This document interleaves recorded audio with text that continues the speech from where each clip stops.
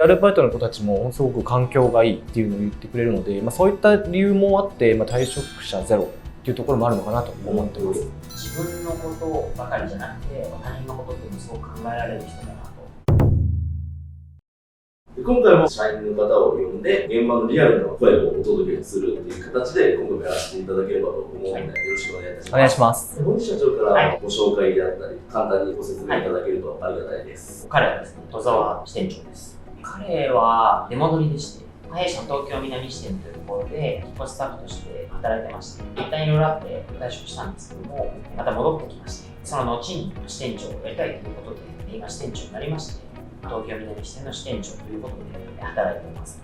そうですね、何を言ったらいいかと思います。でも本当にポジティブで、いつもニコニコしてるというか、弊社の中でもトップクラスでお客様のことを思っていろいろしてきた実績もありますし、今の支店長になってまた仲間と楽しんで働いてもらうということを一気に盛り上げるということにすごく注力して、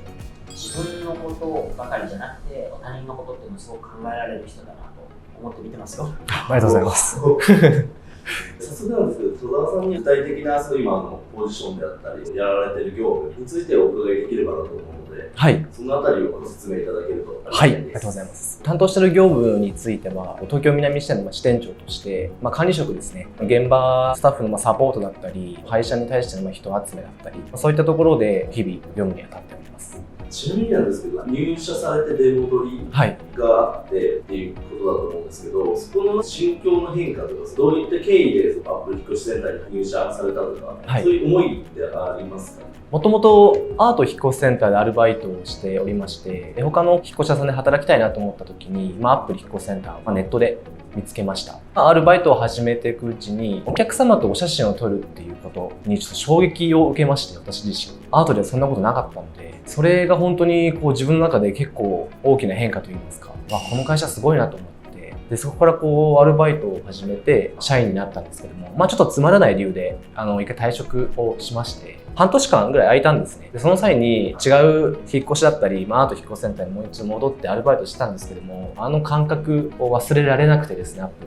ルもうお客様ファースト、本当にすごいいい会社だなと思って、寂しい気持ちになりまして、辞めたことが。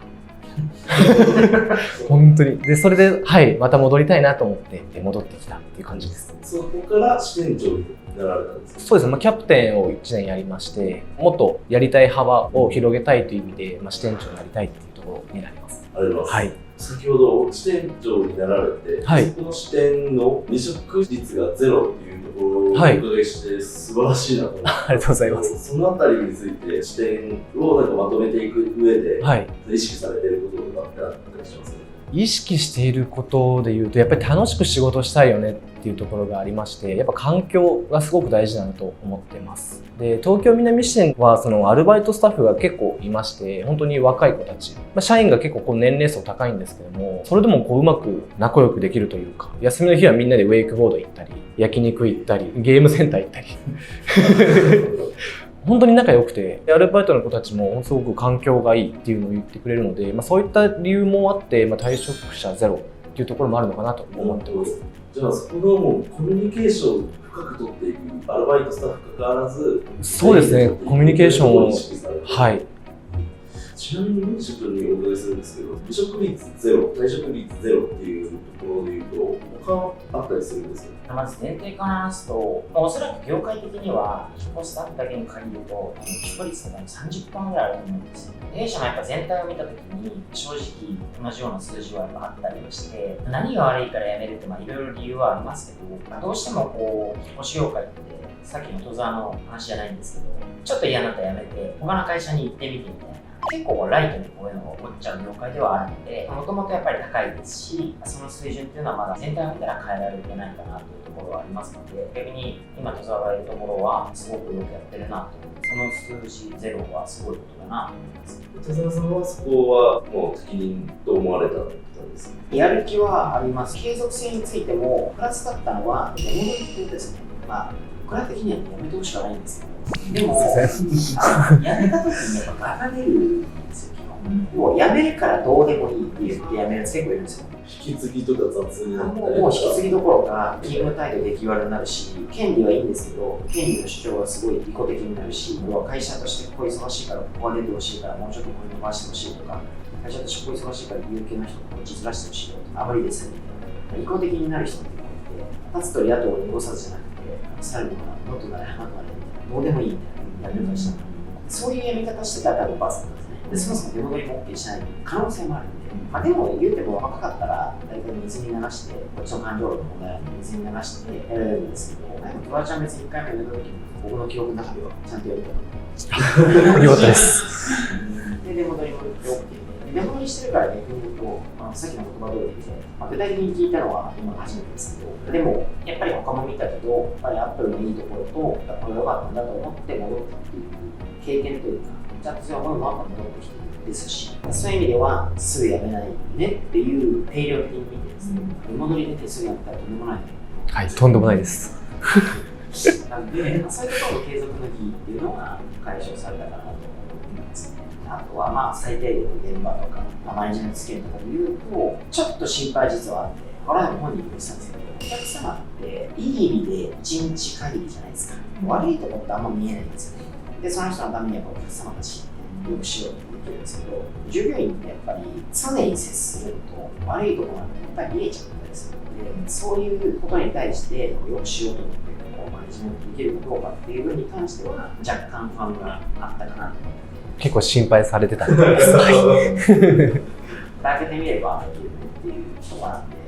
今は全然心配しないんですけど。あとは、モンテ社長とその戸田さんの両方の意見いただきたいんですけど、アップル引っ越しセンターさんでこういう人と一緒に働いていきたいみたいなものってありますか？夢がある人と一緒に働きたいなと思ってて、将来どうしたいのかいろいろあるとは思うんですけども、それに向かって一緒に成長していけるような仲間とか、僕は本当にすごく好きで、アルバイトの子たちと仕事の話じゃなくて夢のお話、将来何やりたいのとか、もうそういった話するの本当大好きで、そういう方と一緒に働きたいなと思います。モンテ社長のビジョンとか夢とかサイトとかにもあると思うんですけど、そういったところのビジョンに共感したりはあるんですか？そうですね。そういったものが視点の中に貼ってありまして、社長の言葉だったり、そういったところを見ながらみんなしてるかなと思います。東京南支店での目標とかってあったりするんですか？支店ごとの。支店の目標は特にはないんですけども、とにかく楽しもうが一番かなと思ってまして、プライベートも仕事も充実してやろうねっていうところがあるかなと思います。なかなか今の風潮としてはプライベートと仕事を分けたいっていう人が結